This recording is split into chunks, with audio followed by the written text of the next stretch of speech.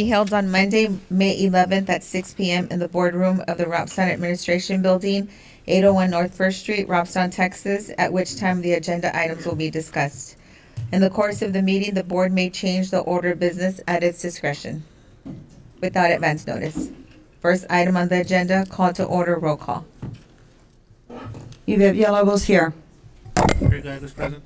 Cesar Martinez present. Lori Garza present, not with us at the moment. Mario Mesa, Bobby Maruquin, Larry Cantu Sr. Next item on the agenda, moment of silence, prayer. Dr. Puig, would you like to lead us in prayer, sir? Thank you, Madam President, trustees. If you'll bow your head with me. Father God, we come to you excited, Lord, and we're excited about your love and that you never leave us or forsake us. Lord, this evening stir in our hearts a conviction to continue this work that you've called each and every one of us to do here in Robstown ISD. Let our decisions align with that purpose tonight. In your son's name we pray. Amen. Amen. Amen. Thank you, Dr. Puig. Next item, Pledge of Allegiance. I pledge allegiance to the flag of the United States of America, and to the republic for which it stands, one nation, under God, indivisible, with liberty and justice for all.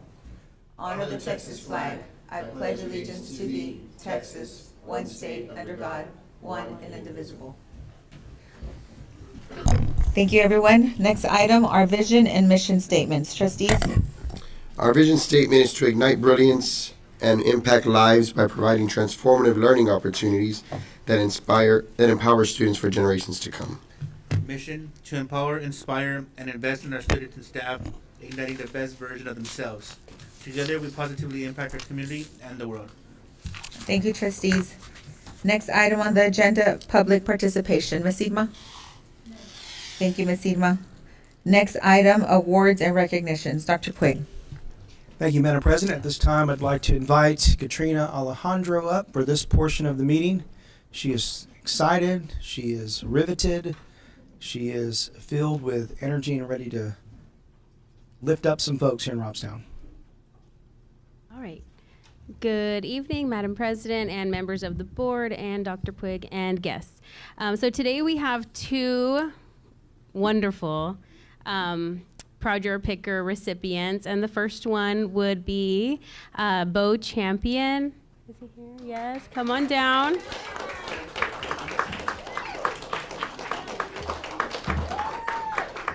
Leo Champion. I thought we were in trouble when everybody showed up.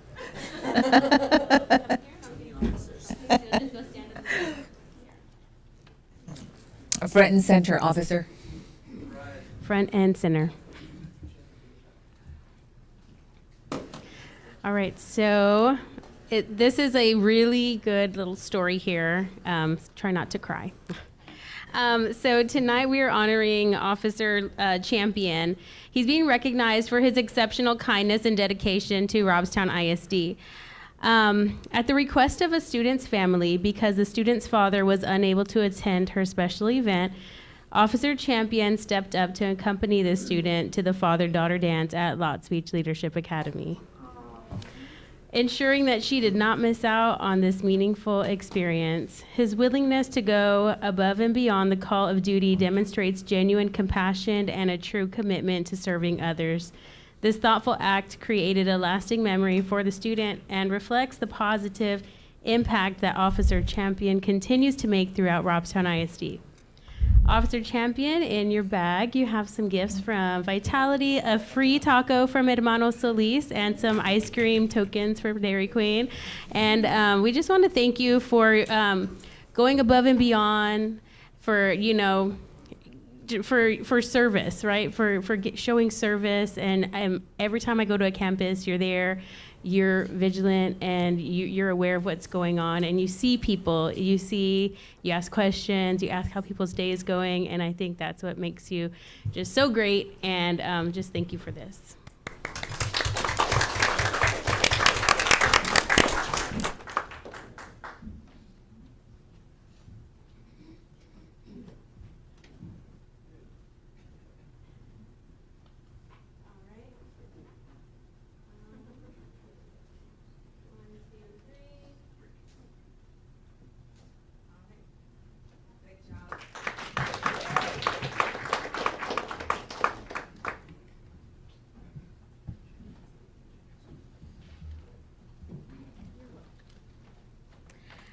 We have one more Proud Your Picker Award recipient, and that is Coach Tanner Blunzer, who is here today.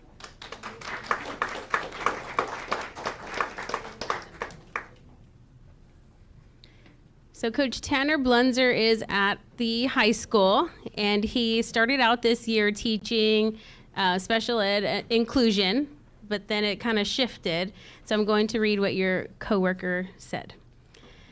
Coach Blunzer has truly been the MVP of the social studies department during a time of need. Without hesitation, he has stepped up to teach both world geography and world history. Two courses outside of his primary passion to ensure that students continue receiving strong instruction and support. What makes his contribution even more impactful is his commitment to special education students. Special education is where his passion truly lies, and he has worked hard to earn his certification in this area. Even while adjusting to the new content and responsibilities, he consistently prioritizes the needs of all learners and demonstrated a true student-first mindset.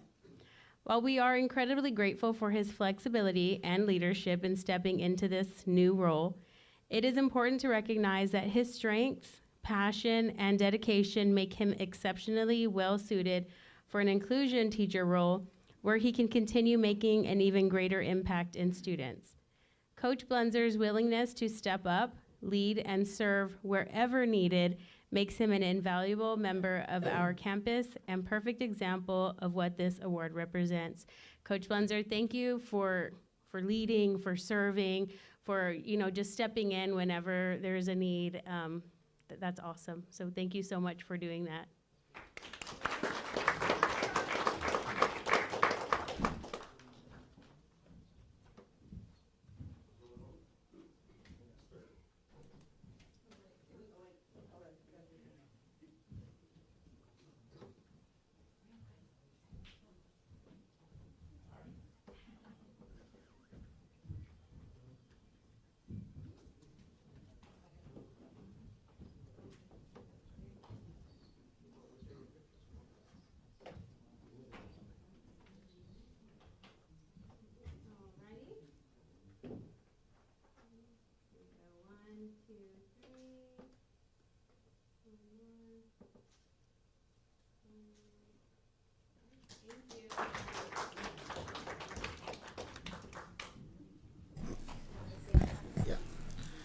Ms. Padilla, for the record, at 6:07, Mr. Marroquin, Mr. Cantu, and Mr. Mesa are now present.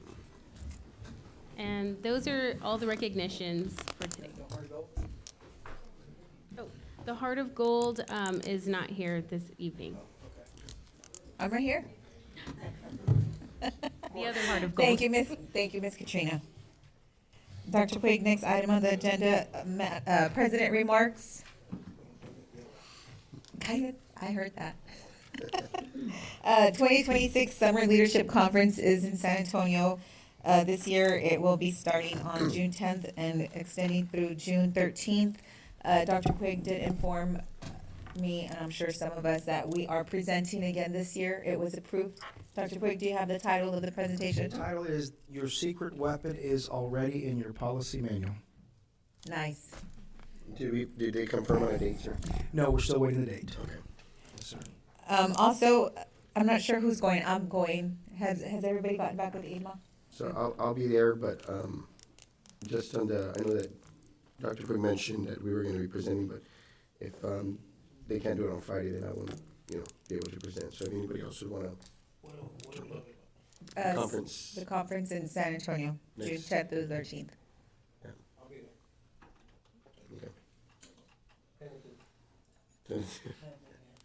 And we have made the request to present on Thursday, so we sent them a notice. That way we can accommodate, the trustees that want to be part of that presentation. Waiting to hear back. Thank you, Dr. Quigg. Next item, additional board training. So after discussing with Dr. Quigg and some conversation regarding his evaluation, so we're going to have a training on superintendent evaluation and goals. So that way, just that we're all on the same page on what to expect and how to set the goals properly. We're gonna meet and get some dates together. Also, board self-evaluation. It's been about 4 years since we've done that, correct, Dr. Quigg? I think it was 3. Yeah, 3. Three Three, years correct. since we've done that, so I think right now is a good time to do that. And then also a team building. Ms. Garza, if you would allow me, I know this isn't on the agenda, but I don't know when our next board meeting is, but just so the board is aware, I did mention to Dr. Puig today, I registered for the Texas State Safety, what is it called, sir? Safety Conference. Conference. Safety Conference, that's going to be happening June 22nd, but did a little compromise with the people from Texas State. So they gave me a call, and I've been attending these conferences for the past 3 years. Myself and Mr. Lobos are on the safety committee for the district. They called and they asked me to sing the national anthem, and since we're here to save money, I agreed, but they will be taking care of my registration fees in lieu of me singing. So I'm going to save the district on that, but just wanted to let the trustees know that I'll be attending that conference again, and they have agreed to pay the registration fees. So just wanted to inform you on that. Thank you, Mr. Martinez. Next item on the agenda, superintendent reports. Dr. Quigg. Thank you, Madam President, trustees. I will talk about item D first, and that is the enrollment. We're at 2436 as we wind down the year. Attendance is 91.3, so again, we continue to rise in attendance. Next year, attendance will be that much more stringent in the way that TEA is collecting attendance data. It will now be every 6 weeks, and also the way that they pay us will be a lot more stringent. Usually there's a end of year settle up in September. We reconcile your ADA, but this will be done every 6 weeks. So we have some additional trainings we'll be doing this summer from the administrative side to really tighten up some of the attendance procedures. We're doing really well, as evidenced by the improvement in the attendance numbers in ADA, but there's an opportunity for us to do some more training based on the changes. Does that help us in a way, or does it make us? Well, I think it helps us be that much more hyper-vigilant, but we really need to get the folks in the front lines at the very top of the pyramid as the teachers, helping them understand and internalize the pervasive importance of that accounting of attendance. Okay. They're doing a good job now, it's just, again, elevating the process. So that's that. The second thing is the voter referendum did not pass, and I want to thank everyone for the efforts. Lots of work and energy and messaging went into that. Grateful for the commitment to that desire to shift the funds from M&O to INS, and want to say that, again, we are to be commended for the effort in that. Related to that, item C, we need to do some budget workshopping soon. I want to get with Ms. Cisneros and Mrs. Garza, and we'll plan out some budget workshops just to go through that budget process in depth in advance of August. We do this every year, but this will be a little more heightened given some of the challenges we have, right, with enrollment loss in particular. Also want to mention, guess what? We have 160 kiddos graduating this Saturday at least. It's a big deal. Cotton Picker, Saturday night, 8 p.m. Beautiful night, beautiful celebration. We'll be there this Saturday, so we look forward to graduation. The last piece I'll cover tonight is the commissioner visit. The commissioner is visiting this Wednesday. We are excited, and Mrs. Chavetta is telling her face right now that she's also excited. We really are, because this is a learning walk, and everyone's in school improvement together, from the state all the way through our local trustees and all of the teachers and administrators at SEAL, central office supporting. What is it going to look like on Wednesday? What will it look like? Well, I want to walk you through what we are going to do with TEA. The first thing I want to mention is this is a learning walk orientation. So the commissioner is coming specifically to watch classrooms, to observe classrooms, and particularly good instruction. So that's the point of the walk. So we're going to marry our learning walk process with some of the expectations of the commissioner and what he wants to see in the walk. He's given us very specific guidelines. So let's walk through what the process is going to look like. First of all is this: understanding how our students are experiencing the learning at SEAL. That's the main purpose of the walk. What does the learning experience look like at SEAL? And I think the part of the learning walk that's so important is this: how do we respond? How do we respond in terms of coaching, developing, growing, improving, renewing what we're doing in the classroom? That's the purpose of the walk. That's why it's called a learning walk. I'll say this: this is an inspection. It's a learning walk. It's a big difference. It's not an inspection. It's a learning walk. So we're here to learn. So we go to the next. What does the process look like? There's a focus area. We worked on that together, Ms. Chavetta, and that focus area is going to be on formative assessment. That focus area is rooted in the previous walks that guide us in what are those areas of opportunity. There's some group norms we'll discuss, and the real group norm is this. This is a non-evaluative learning walk, non-judgmental. So everyone's got to understand that. We're not there to say, oh, look, I love the way this happened, or I love the way this happened, or I didn't like that. We're not here. This is a snapshot in time. We're not here to judge. We're here to elevate the learning about what we see in the learning experience of the kids. Does that make sense? The classroom visits, I think we're hitting at least 6 teachers, Ms. Chavetta, is that correct? Okay, and then when you're in the classroom, you gather evidence. The commissioner and TEA has at least 6 people slated to come along. They're going to be in classrooms gathering evidence of what we saw, what we heard, what we wonder. That will drive what we call the hall talk. We go in the hallway for about 5 minutes. In the hallway, we go, what did you see, what did you hear, what did you wonder? Everyone on this board has been on a learning walk, probably with the exception of Mr. Cantu, Mrs. Villalobos. Mr. Mess has not been on a learning walk yet. Okay, we respect that. Mr. Marquina has been on a learning walk, and Mrs. Garza has been. I know Mr. Martinez has been in multiple, Mr. Gallegos. So you should be familiar with some of this. And then the end of it will be the classroom debrief. We'll look for some patterns, some themes, some noticings, and we'll collect that in a feedback letter to drive potential coaching and potential feedback, right? The next slide. Who's going to be on the learning walk, sir? Besides you and the They're commissioner? going to, there's 15 from, I think we've got 6 from the service center, and we're going to break into groups.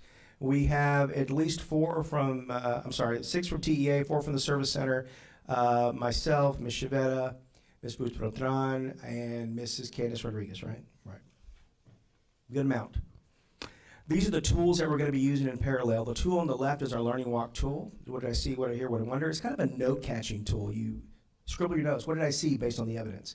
It's supposed to be very, very specific and very, very objective, non-judgmental. The tool on your right, if you're looking at the screen, it is the TEA tool, which we have used in their previous visits.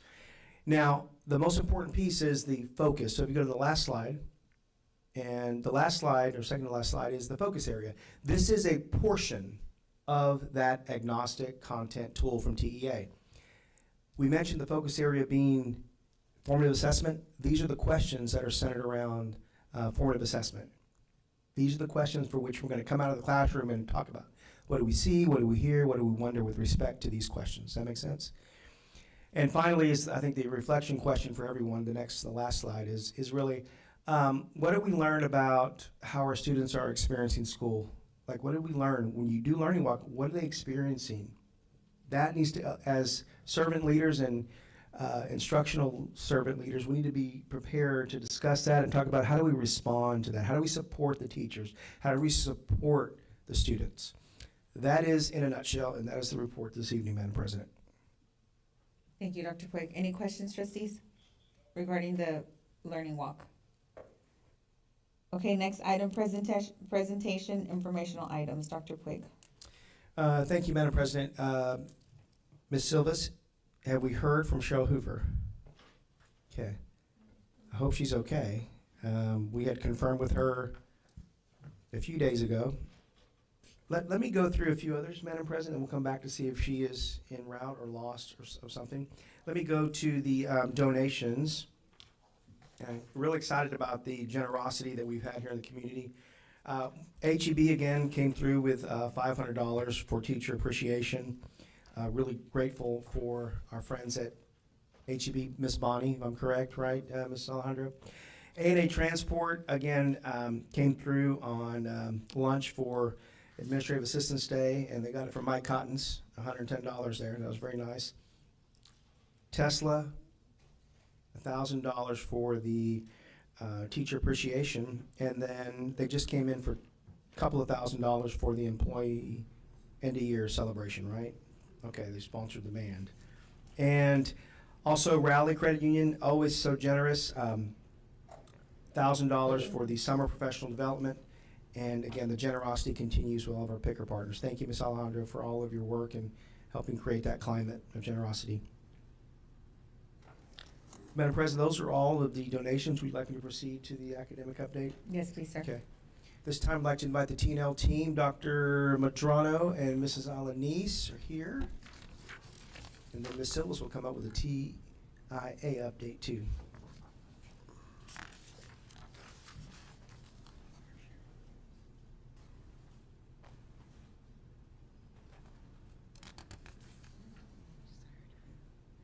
Madam President, Dr. Puig, and School Board, we are here for the academic can bring it back. updates.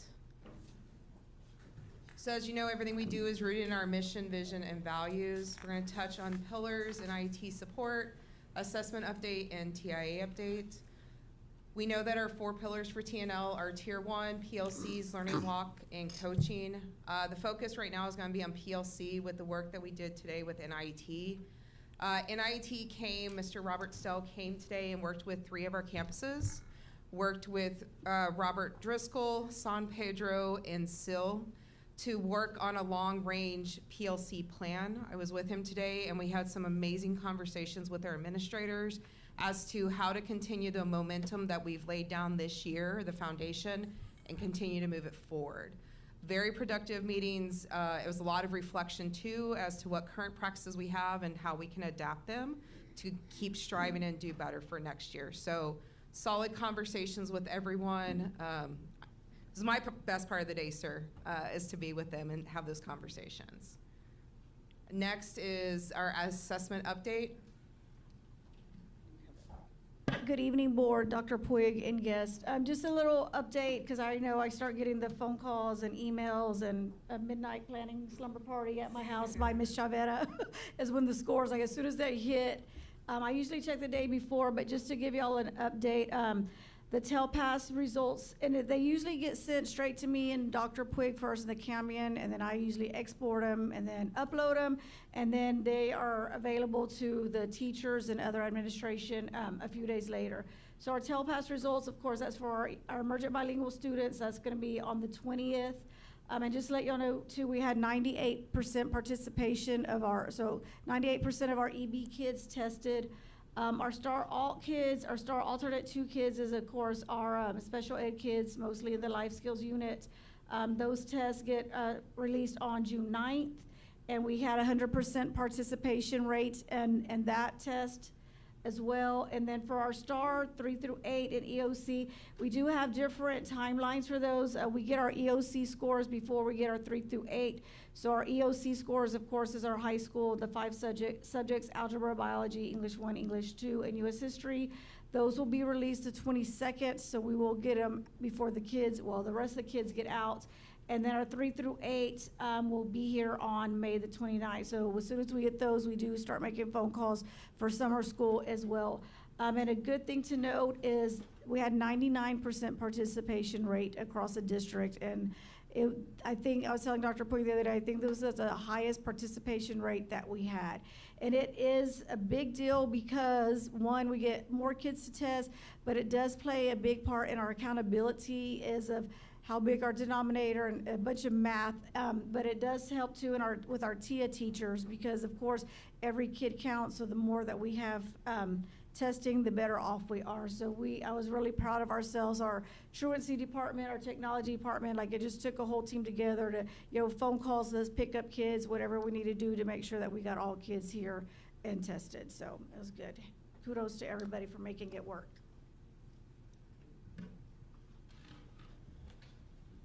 And then when it comes to M-Class, officially our window closes in 2 days. However, I wanted to give you guys a small update because we've had some amazing things that we're already seeing shining through with M-Class. So when it comes to our whole district, right now, our BOY to EOY, if you look at that gold star, we went from 12% of our students to be above benchmark to 20% of our students to be above benchmark, which is amazing growth. Our well below benchmark, that percentage is all those drops because they're all moving up to above benchmark. I did pick out 2 grade levels that really shone. Kinder, if you notice, they went from 11% at benchmark at the beginning of the year, which was September, to more than double. 24% of our current kindergarten is EOY. And again, these are the ones that have tested. We still have some people that still need a test. And then our well below has dropped by 5%, and they're kind of just rolling up, which is amazing to see. Our third grade also has above benchmark. They went from 20% to 35% above benchmark. Again, all those numbers are kind of, we want to see those decreases and them moving down. On top of that, some shining stars. I've already preliminarily looked at some individual teacher growth, and there's one teacher that has over 90% of their students met or exceeded their growth, and they have kids that went from well below benchmark to above benchmark in a single year. We have another teacher that has over 85, we keep seeing these stories. So our teachers are really, really getting in, they're really helping our students grow. We are seeing it, and we are beyond proud of what our students and our teachers are doing with our kids. We'll have a full report later, but this is just, we had to do a shining moment because these are great numbers that we're seeing. And then TIA, Ms. Silvas.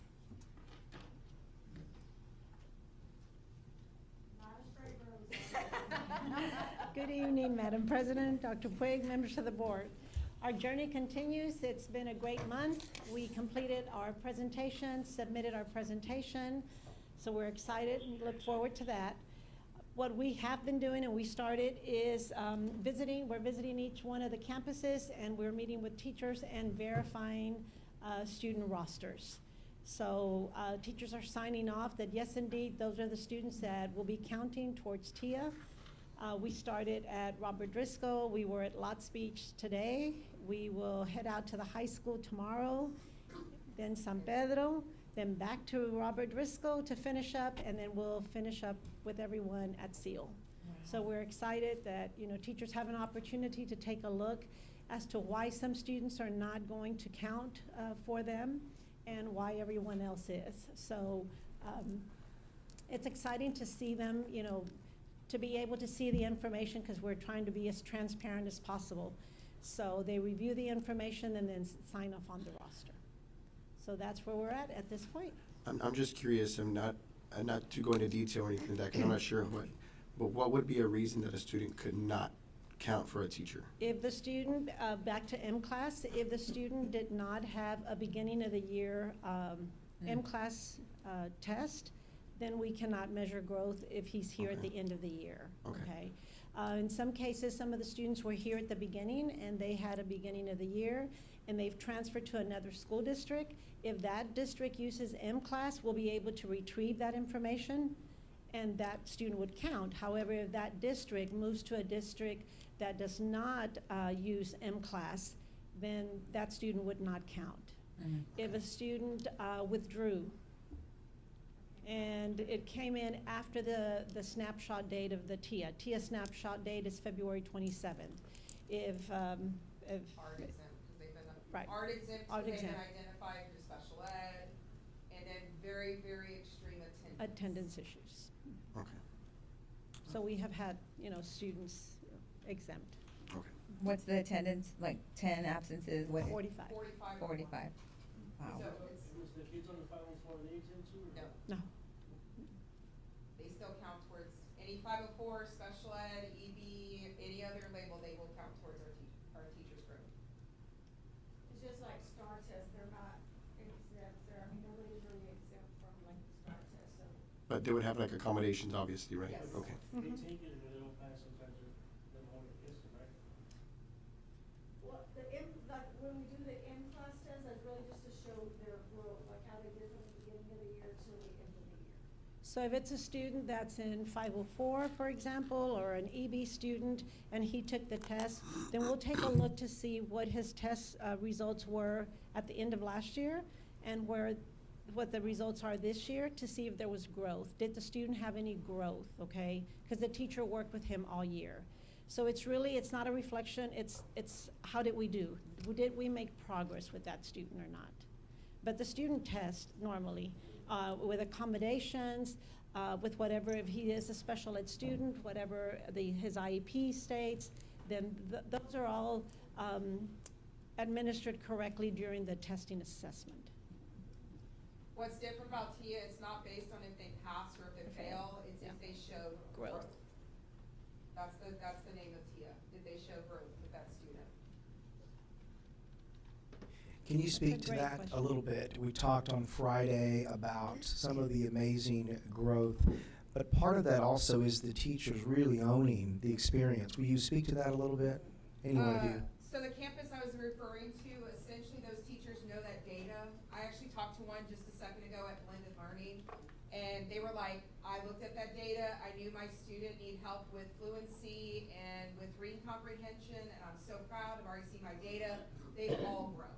So our teachers this year, because, I think partly because of TIA, they've really taken ownership of that data, of where our kids' gaps are, and have really started closing those gaps.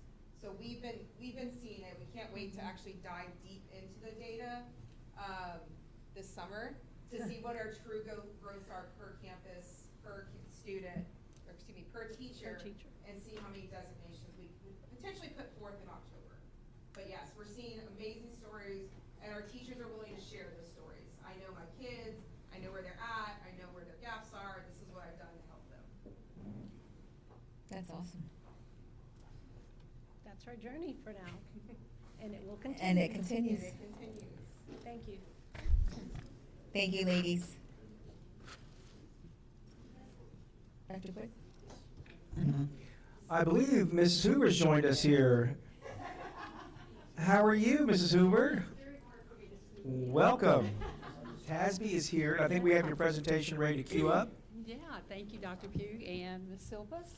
Where are you? There you are. Yeah, working with you too. It's been a pleasure getting to work with Robstown ISD. Thank you for having me today. Just drove in a few minutes ago, so thank you. Welcome. Yeah, so I was able to conduct a staffing review for Robstown. I think I did one a few years ago, was here, so happy to be back in your wonderful town and hear all the great things happening here. It's really exciting. So Cheryl Hoover, TASB Senior HR Consultant, been with TASB for 8 years.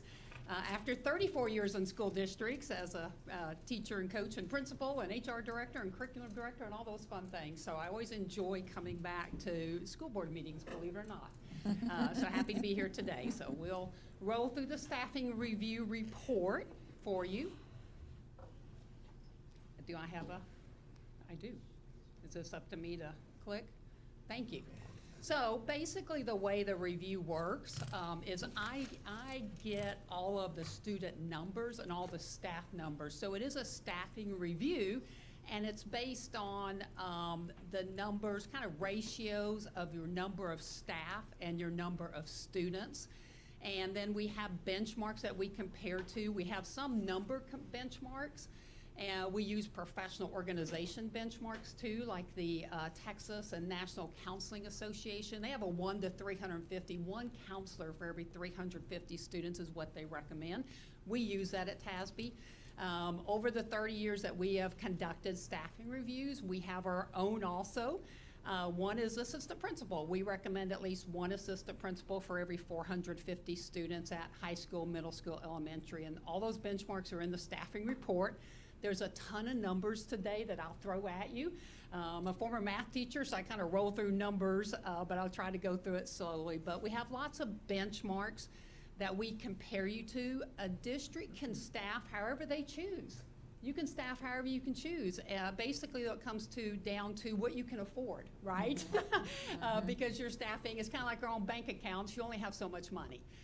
So no principal, and I'm a former principal, will ever say they have too many staff. Nobody in any auxiliary or department will say they have too many staff, because they don't. But you have to work off what you have. So we have a lot of comparisons, and I'll talk about those comparisons today. But ultimately, your district decides how you staff to best serve your students in your area. And obviously, your superintendent and your district leaders and your principals know best there. But we also looked at central office staffing and auxiliary staffing, because that's where a lot of your money goes to too. So lots of recommendations. It gives you a really good look at yourself on your staffing, since about 85% of your budget goes to staffing, not just to salaries, but to benefits and all the things that you do for your staff. So benchmarking is just comparing yourself to others, and I'll talk about all those others. This is information on your district, and you know this better than I do.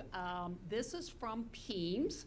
I don't make any numbers up. I get those from Peems and Taper and from your numbers, et cetera. And there's, TEA website. There's anything and everything you want to know about your district and all the 1,031 districts in Texas. It's all out there.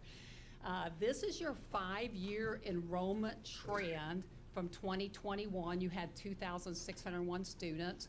You have decreased slightly, about a 1.2% over those 5 years. So this is from 2020, 21, 2024, 25. This year and it was a snapshot of when I asked the principals to give me their numbers. At that day, there were 2,484 students in Robstown ISD. The projection for next year, and this is what your leaders decided to use, is a 2% decrease, because that's the trend, and you want to be pretty close to what the trend is so you can staff most efficiently. Remember, I don't say right or wrong, I just say efficiently. So we assumed a 2% decrease for next year, which would mean about 2,421 students. So that's just moving kindergartners up to first to second to third, all the way up, at a 2% decrease. And your grade levels have different numbers of students. They're not all totally equal. So this is what you look like. So you have a little bit of a decrease, which ultimately means that might cause some challenges for staffing. I work with some districts that have lots of large increase, but I also work with districts that have decreases. So there's different trends across the state depending on where you are. One of the ways that we compare you is to peer districts that look like you. And again, it doesn't mean they're right or wrong on how they staff. Sometimes districts just don't know how others staff, and then you might get some ideas from them. So these are the peer districts that I chose and we agreed upon for the staffing comparison. And I can pick districts anywhere in the state of Texas about your size, about 2,500, and about 88% economically disadvantaged. But I did try to choose districts in your area because you know these districts, they're your neighbors. And I was able to pick quite a few in ESC too, because there's quite a few your size. Sometimes I work with districts and there's nobody in that area that size. I have to go further out in the state and they don't really know those districts, but you know these districts. So the averages of these peer districts and all the categories is noted, as well as each district. Sometimes staffing is different because the district might contract like transportation or child nutrition or something like that. So they might have less staff because of that. So basically, first of all, we'll talk about central office, then we'll talk about the campuses, and then we'll talk about auxiliary departments. Here's your comparison of your numbers of FTEs, or full-time equivalents. It just means positions. It's a fancy word for positions, full-time equivalents. So the first number is Robstown ISD, and the second number is the average of the peer districts. Again, it's not right or wrong, it just is. So curriculum instruction, you have 9.5 positions compared to 6.2 of your peer district. And the difference there is that you have instructional coaches. You have 3 instructional coaches, so that makes a difference. Some of these districts can't afford or don't pay for instructional coaches. So that's really your difference right there. So kudos to y'all for supporting your teachers, and with TIA and all the other challenges that's needed. You see your number for business and finance, 6.5, just a little greater than 4.9. Human resources, pretty close. Operations, again, some of your peer districts might contract out custodial or child nutrition or something like that. So there's a reason there. And then communications, pretty much everybody has one, okay? So that's central office, nothing real big stands out there, pretty comparable. Technology, you have 5 staff at the time that I conducted the review. The peer district is 5.3. We also surveyed districts all across Texas at TASB, and it's those districts' choice if they want to participate. But districts that participated, your size district, they had about 6.8 technology positions compared to your 5. So you're a little low. So I actually, my recommendation was considering adding a technology position if you can afford it. And whether enrollment is increasing or decreasing, as your staff can tell you, there's a lot of technology needs. Everything's electronic, and you want to go electronic. Those your processes make things more efficient in all your departments. So there's your first recommendation, of consider adding a technology position. Ms. Hooper, I have a quick question. I'm sorry. Yeah. When you said you got a snapshot of when was it that you got these numbers? We actually started in November. November of Yeah, last year. Yeah, Okay. and then November 2025, which was this year. Okay, And this there was year. kind of a gap there. I'll just say there was a gap there because I was out for 2 months. I had a total knee replacement. So it wasn't your district's fault. It was slow. It was mine because I had to come back and recover and get back going. And then we tweaked and talked and looked at numbers and kind of as things changed. And one thing that did change from November to now is we agreed on a different percentage of decrease. We actually were at about 1 or something. We went to 2, so I kind of had to rewrite the report a little bit. But I want it to be right, you know, be a Correct. good picture of what you have. Good question. Thank you, ma'am. Any other questions? And please ask as I go, otherwise I just keep going. Okay. All right, safety and security, obviously you see them right back here. I felt very safe walking in today. Chief and 5 officers, 5 security guards. Peer district averages 5.2.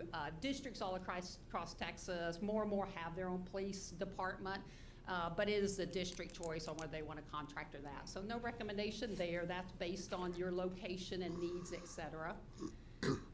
Here's the campus. This starts with the campus. This is assistant principal. So again, we use a benchmark at TASB of 1 to 450 students at the high school, middle school, elementary. Some districts will say, we're going to use 1 to 600. Some districts say, we're going to use 1 to 300. Again, it's your choice. We're just giving you a picture of what that would look like. So you have 8.5 assistant principal positions, and so the benchmark ratio is 1 to 450. Your secondary ratio is 1 to 279.8, and your elementary ratio is 1 to 306.3. So you can see a little lower. So I did have a recommendation, if you needed to save money, is possibly consider absorbing a position there. Comparing to your peer districts, you have 13.5 principals and assistant principals, while your peer districts have 11.3. So you see that kind of all matches up there that you have a little bit more, but there may be a reason you have more. So on this one here, I know you said that's district-wide, correct? 8.5 assistant principals? Yes. Okay, that's so all that, the that element- yeah. recommendation, or what you were putting on there, on absorbing that, is that specific on secondary or elementary level? I believe it was at SEAL. Okay. Yeah, I don't have the report in front of me, but I did look at it before I left today, and I think it was there. And there is a chart and a section in the report. The report's about 60 pages long. If you want to read it, I'd love for you to. But there's a chart for every thing that I'm talking about today with the district and the recommendation, and then another chart comparing you to the peer district. Now, we compare you to the peer district, we have the principals in there. So it's the principals and the assistant principals there. And that's kind of somewhere early in the report, probably about page 12 or 13. See, I've written a few of these. Thank you, ma'am. Good questions. Counselors, we use the benchmark of 1 to 350 that I mentioned, and that is the Texas and the national recommendation for counseling associations. You have 8 counselors and 2 social workers. Your ratio is about 1 to 310.5. I don't count the social workers because that's added, and they only meet with certain students, so we don't count those as school counselors. Your peer district average is about 7.2, so there is a possibility of maybe absorbing 1 position there to be considered. Again, And where was that at? I'm sorry. that's in the report. Okay, I'll get it from you. I Ash- just wasn't sure on. Yeah, so in the report, I pretty much kind of give a, sorry, I don't have it in front of me, I can pull No, it no, up. no, you're fine. No, that's Yeah. fine. I can get it from him. I just didn't know if you had that with you Yes, as to what which page? elementary or secondary was that counselor I think looked it at? was at the early college high school, if Okay. I remember right. But I'm working off my memory, but I think that's right. Okay, thank you, ma'am. Sure. Instructional support coaches, you have 3 district level. They work with all the elementaries, middle school, and early college, high school. Peer district average is 2.3. There's no recommendation there. We know, I mean, there's a lot of support for instructional coaches to help teachers with instruction and, you know, be better teachers. So if you can afford it, kudos to y'all. Library staff, you have 3 librarians and 2 library aides. Your Robstown early college, high school librarian also serves as the district librarian, so that's actually counted as a half there. Peer district average is 4.2. This is a typical staffing for a district your size to have librarians and library aides, but maybe not staff a librarian at every campus. I mean, everybody loves that, but it is, I have no recommendation there, but some districts do just maybe have 1 or 2 librarians and then have library aides after that and share the workload and the supervision. But no recommendation there. That's a real typical staffing for library staff. Clinic staff, you have 2 registered nurses, 3 LVNs, and a clinic aide, so that ratio is about 1 to 414. I often see 1 to 800 or 700, so you have a pretty good ratio there, which is good. Peer district average is 4.8. The only consideration I had is I believe there were 2 LVNs at one campus while there was a clinic aide at another elementary, and maybe put an LVN at every campus, you know. So, but there might be a need for that, a reason for that based on programs. Special ed, we do have a section on special ed. In the district, there are 420 students that are identified as special ed. That's about 16.9% of your population, which, you know, used to be 8%. I work with some districts that have about that number. That's pretty typical. Sometimes it's even 22, 23. The state average for staffing, though, is 1 special ed teacher for every 15 special ed students. And then when you put the special ed teachers and the special ed aides together and the students, it's a 1 to 7 ratio. So that's the state average, okay, overall. We do have some benchmarks for programs, and that's what this is here. Resources inclusion. That means that the benchmark that we're using is 1 staff person for every 15 students in resource inclusion at the high school, 1 to 12 at middle, junior high, and 1 to 9 at elementary. And that could be a teacher and aide, but you're always going to start with a teacher. You know, you have to have a special ed teacher for case management. Life skills and everything else is pretty much 1 to 4, behavior's a little higher. So that's a good starting point. If a special ed student has an aide assigned 1-to-1, we do not count that aide in these numbers, because that obviously that aide would be working only with that student. So what does that mean for y'all when you compare your staffing with those benchmarks? And again, the special ed director can say, well, you know, we don't want to use those. We want to use a little lower, a little higher, or whatever, but it's a good starting point. Your average is 1 special ed teacher for every 14.2 students, so just a little below that. And you have 22 teachers that are special ed teachers, but I actually say consider adding 1 special ed teacher, and I believe it was in resource at one of the campuses there, based on those benchmarks. So sometimes it's just kind of a reassignment of that. Aides, when you throw aides in there, teachers and aides, you have a 1 to 6.1 ratio. Remember, the state average is 1 to 7. So you have 29 special education aides employed in the district. And so looking at the chart, it's kind of in the middle of the report. It's possible maybe to absorb by attrition, that we don't like to say reduce, but the nice thing about school districts is at the end of the year, a certain number of staff leave. So if you did want to reduce, you would do that by absorbing those vacancies and maybe not fill those vacancies. That's a nicer and easier way in school districts that we can absorb staff if we need to. So possibly 3 special ed aide positions absorbing by attrition there. We also look at your special ed itinerant staff, like your LSSPs and your DIAGs is that first section. They basically are the benchmark that we use, is that they can assess and evaluate about 80 to 85 students a year.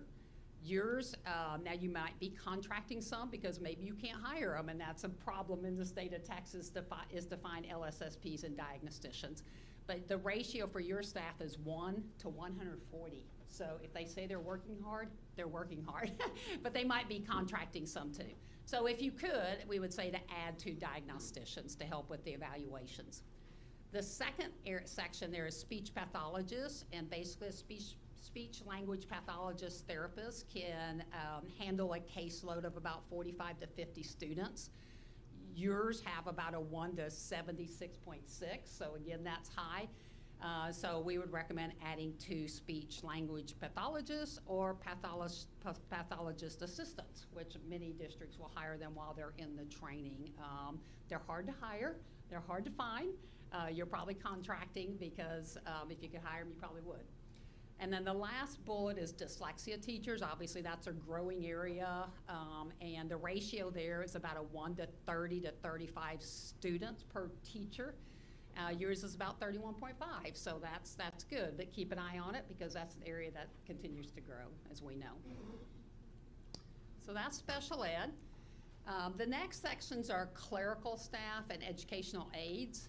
We actually have a benchmark at secondary of 5.5 campus clerical FTEs for every 1,000 students, and at elementary, 4.5 FTEs per 1,000 students.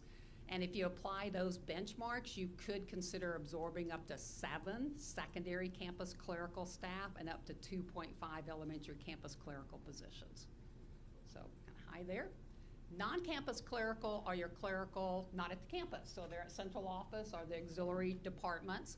And our benchmark is 4 positions for every 1,000 students. You have 17 and a half positions. When using that benchmark, the recommendation would be 9 and a half positions. So there's about 8 positions there that maybe could be absorbed through attrition. Educational aides, we use a state average. It's about 15 aides, educational aides per 1,000 students. You have 49 educational aides. That's pretty high. So you remember I said on the special ed side, you might be able to absorb 3. Here you might be able to absorb 10. So that's 49 total. That's not 49 over. That's about 13 over. So possibly an area to be more efficient in. All right, teachers. Elementary, it's pretty easy. We use a 1:22 ratio. If you have separate bilingual gen ed classes, we separate. You guys don't. You have ESL type. And so we put them together. So really we just look at 1:22 in a class. Your average is 19 in a class. If you next year moved your students up at each of the 3 elementaries and had then you could actually absorb 2 elementary teacher positions, but you would still have an 18.4 class average doing that. And that's mainly because of the decrease in number of students. Does that make sense? All right, junior high and high school. First of all, I'm going to say the junior high and high school master schedules are very efficient. I see all kinds of things. This is my 15th review this year, and you think about over 8 years, I've seen a lot of master schedules. Both campuses run pretty much like an 8-7, so most of the teachers have 1 conference period. So they're very efficient, and most of the teachers are teaching all day long. I don't see a lot of off periods like I do at some districts. The difference in junior high and high school, junior high has a 20.7 class average, and you're going to see when the high school it's about 16, so that's the difference there. If you roll students up and even move up to maybe a 23, if you raise the class average, then you can maybe absorb 2 teacher full-time equivalents through the master schedule, but master schedules are probably already created at this point in the year. It's kind of late in the year. But you can get more efficient by looking at your master schedules in the years to come if you keep having a decrease in students by either increasing your class average or having a more efficient master schedule. Well, you already have an efficient master schedule. It's kind of hard to make that better.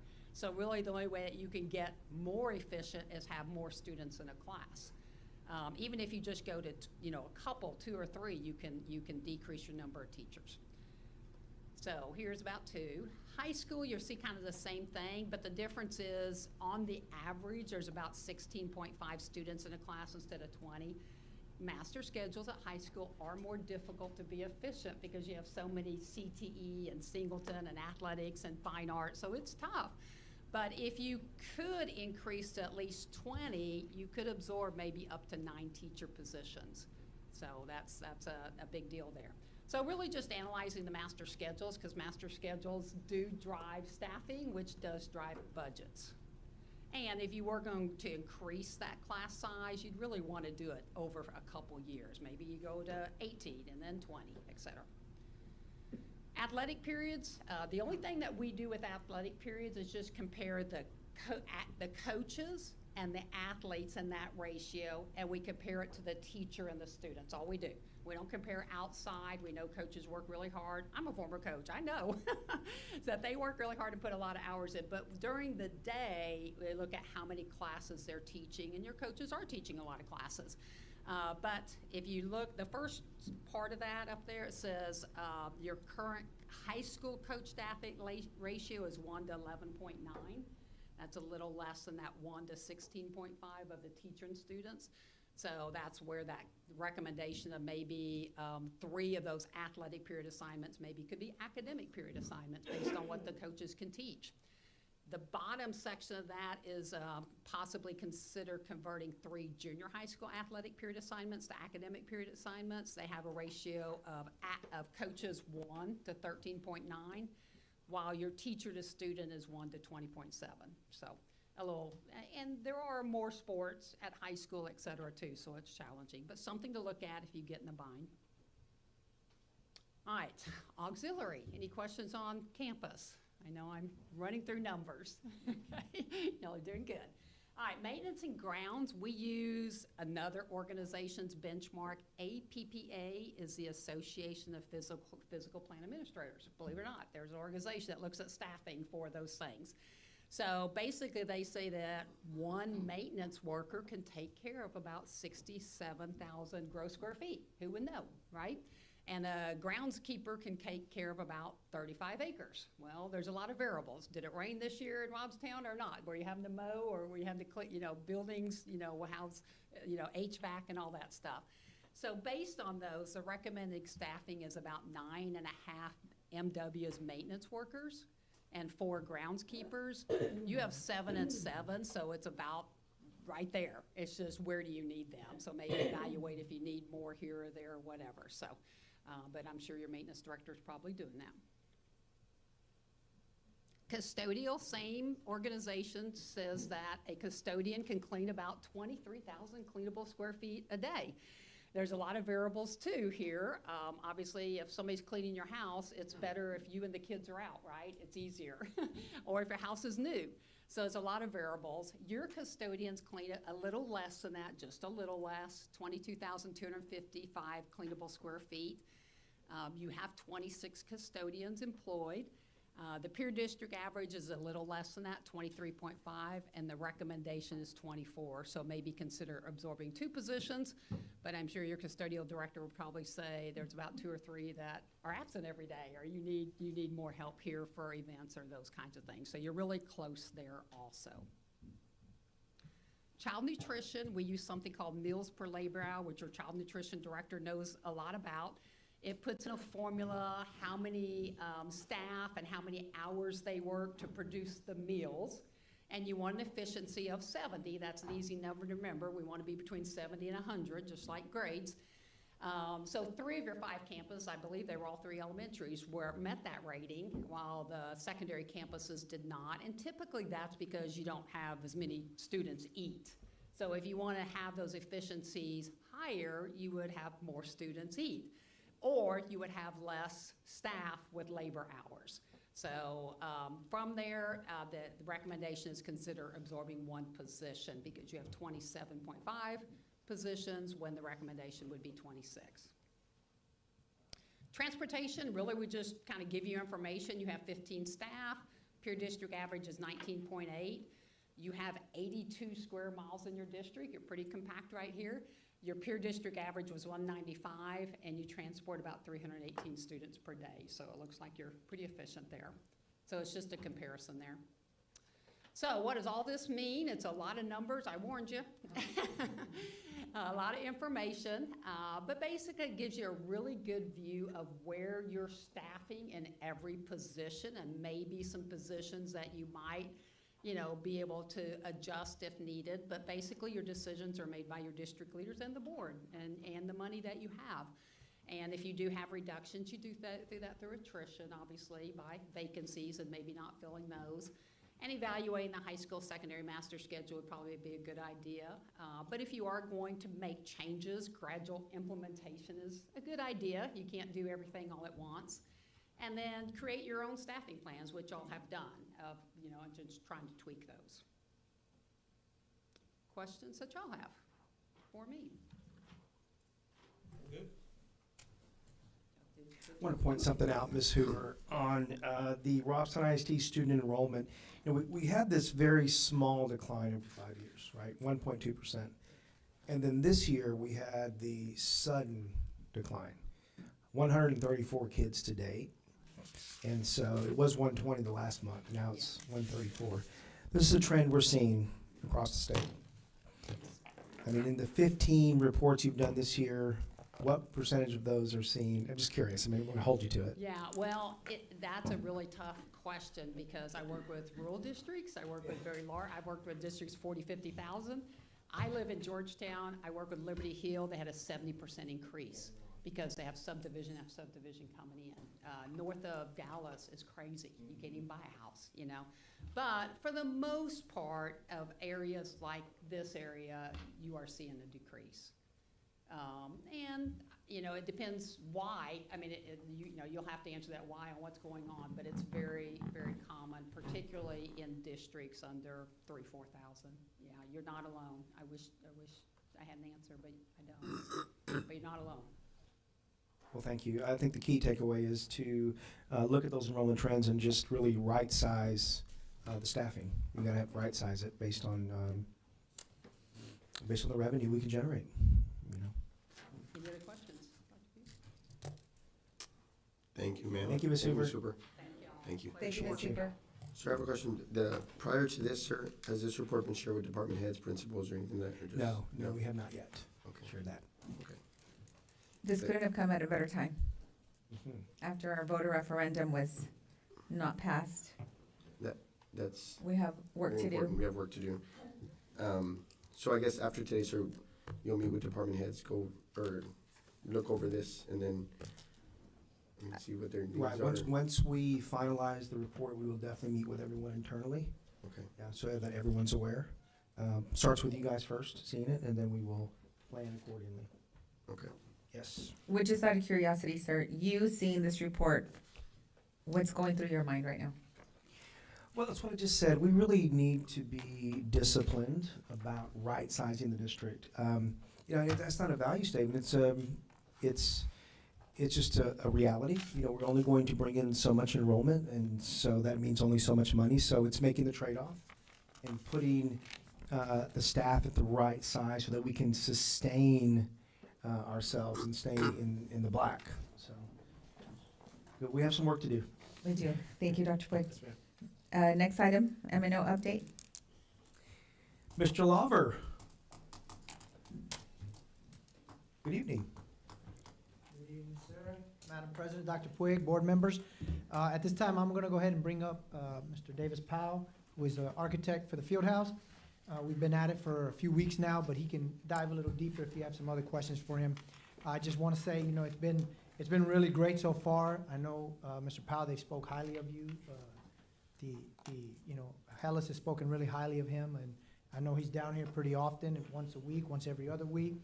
So that's a lot for us because we expressed to him how important it was for us to make sure this is done correctly. And I think this gentleman has done a fantastic job with that. So, Thank you, Mr. Lawler. Madam President, Dr. Puig, ladies and gentlemen of the board, it's a pleasure to be here. I do have some of the enthusiasm that Mr. Lawler has for the project at this point. We're rolling right along. If you haven't had an opportunity to go over there, what you would see is that if you go inside the building, the interior plumbing and under slab is complete. The site work concrete is being installed. The mechanical, electrical, plumbing lines are being installed overhead. We do that first, so when we come back with the framing, it's a little bit easier you don't have to drive as many of the lifts or anything like that to put up the big things, so it goes in first. It's being installed now. They are starting to frame the project as of this week, or as of this afternoon. They are starting to do the framing and the layout for the framing. Officially, it is on schedule. Just so you know, the contractual completion date is September 21st, as a reminder. We estimate the completion being a little bit earlier than that. I think there was some conservative estimate in the proposed schedule, or the contractual schedule. So I'm kind of projecting a summertime completion date at this point. If the weather can hold out while we're doing the outside stuff, and we can keep the trades moving the way they are right now. No changes to the scope of work. I put out 5 proposal requests. These are requests for if we do change some of the scope of the work. Three of these are no-dollar items.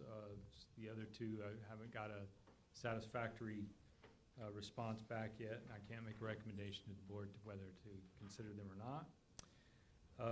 Had 21 RFIs. These are requests for information. I think there are about 3 outstanding at this point. And we will get the answer to the contractors on those. As work has been going on, the work has been tested.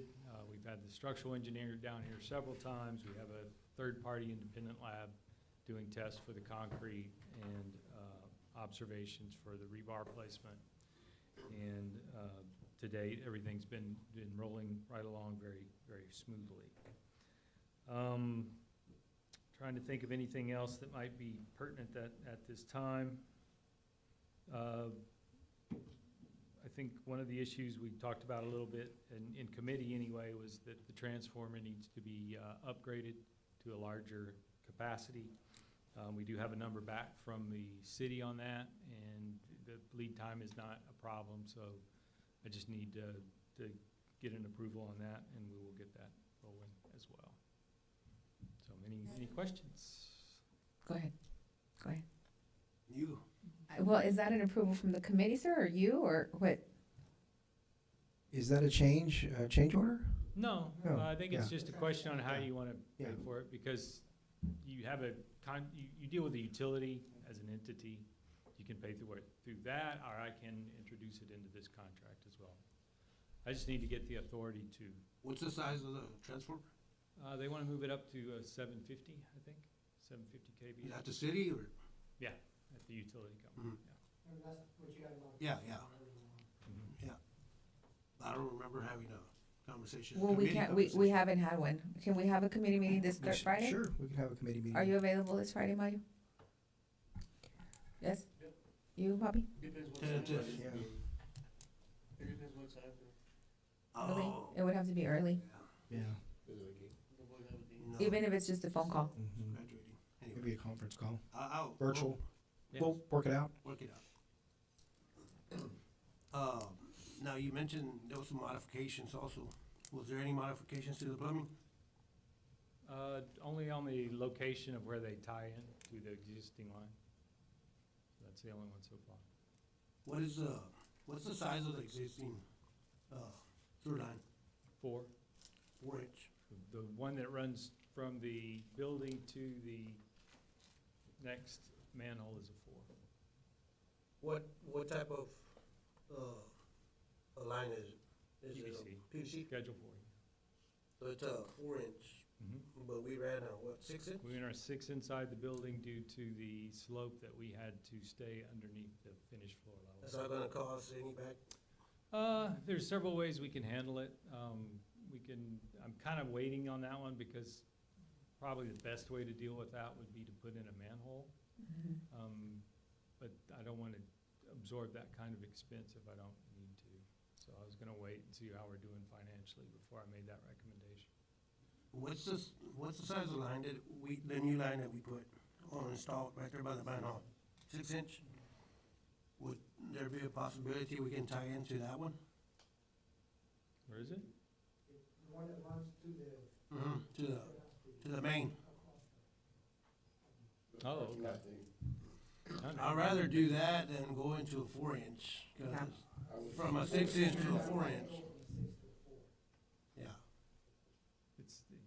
I think we can, we just need to put a manhole there, and I think that's really the biggest concern. Well, I know we can, it's just to Yeah. prevent Engineer side. issues.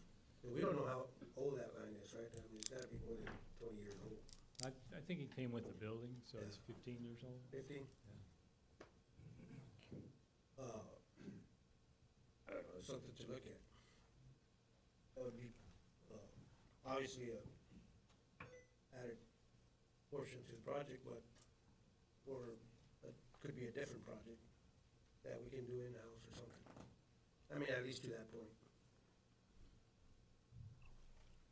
But I guarantee you, there's several options. we'll have problems if we go from a 6 to a 4.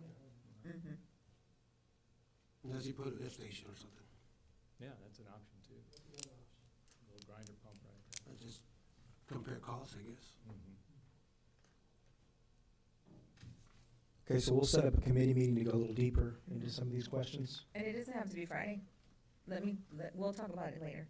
I'll call you.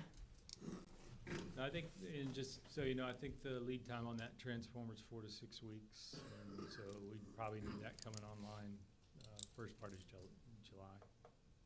So, Are we ordering a transformer from the city or the no, city? the utility that's a utility. 'Cause they own that one, right? Yeah, they own it, and so but they do charge you to put. Yeah, I get upgrade it, I equipment get it. there, and that's what this is for. That's what this is about. Overall, we are, sounds like, pleased with the timeline, the progress. Yeah, so far, everything is, there's a lot of work going on.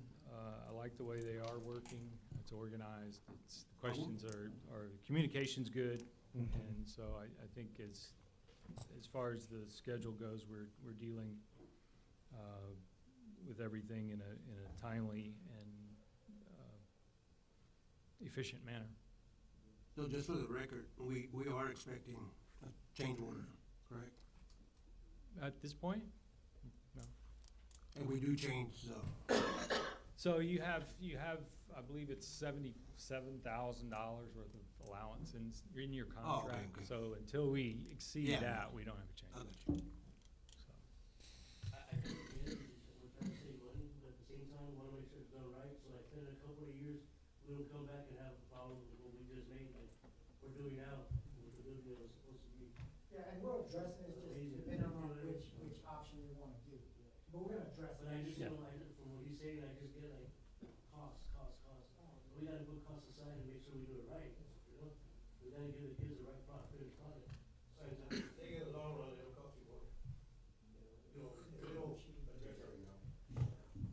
And we knew, I mean, I expected some changes, Mm-hmm. oh, yeah. because, we're going in behind them. Yeah, any remodel is gonna have some surprises, so.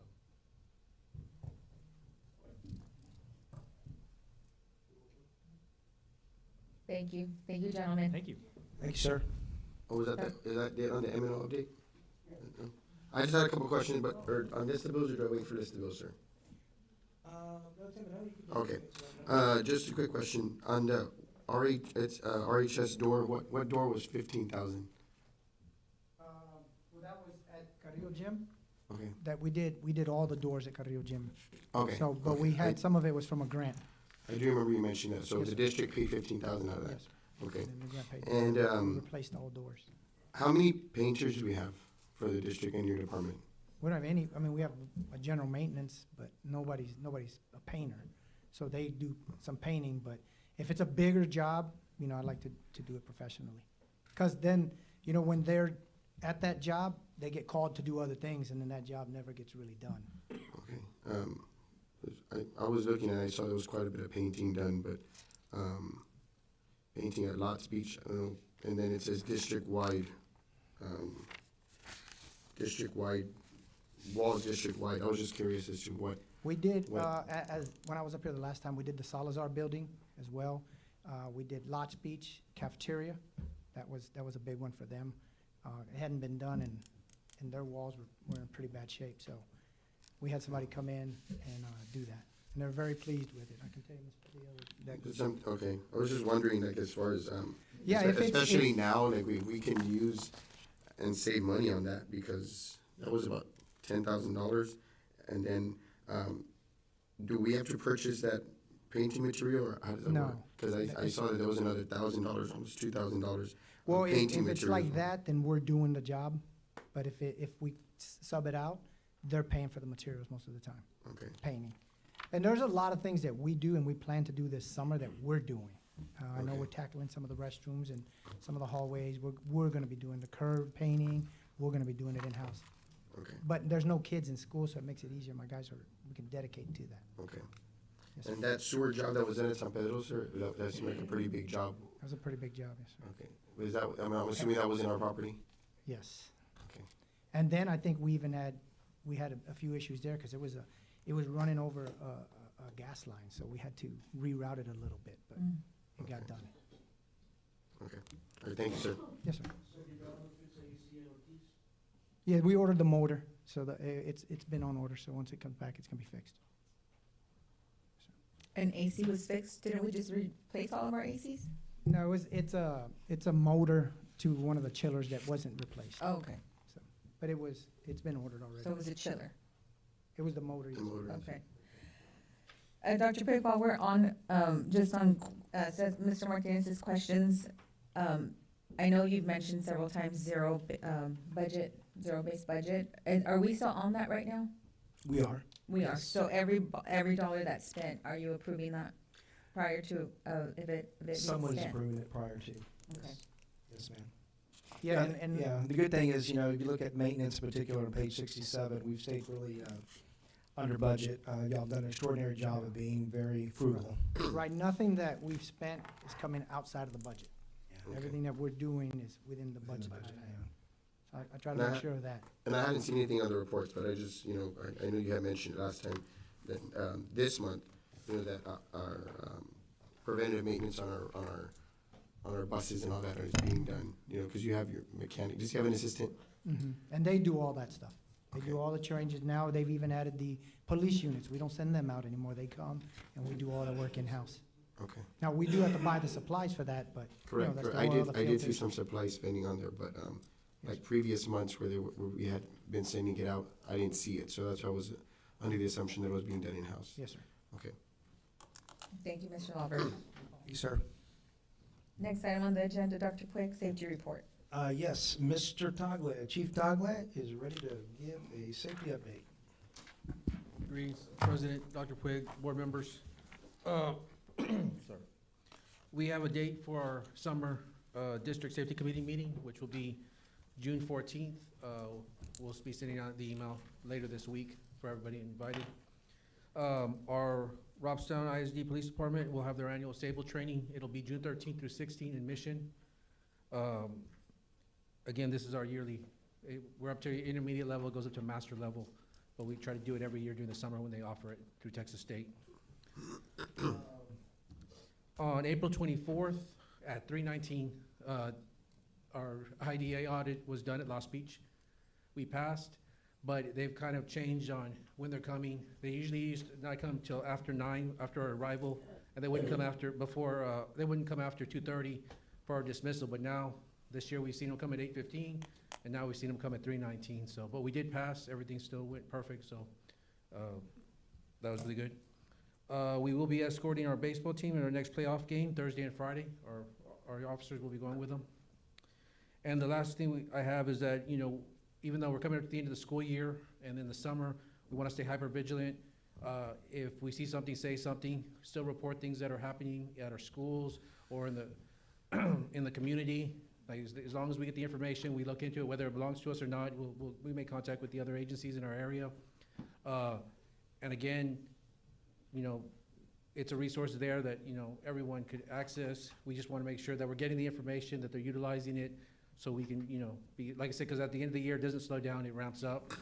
And even though we're out for the summer, it never turns off, our My Voice never turns off, you know, our other device, our other, I guess, not anonymous report, our other reporting systems still work. So, like I said, it's still there, and we want everybody to be aware of it, so we utilize it as best as possible.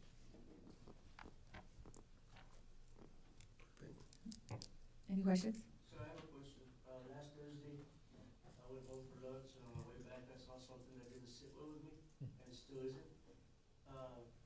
The entrance where Mr. Table leaves the cars in, to get into the campus, right across the street, there's an empty lot. There was about 8 inmates wearing black and white suits, cutting grass, keeping up with property that belongs to the county, and one sheriff officer watching them.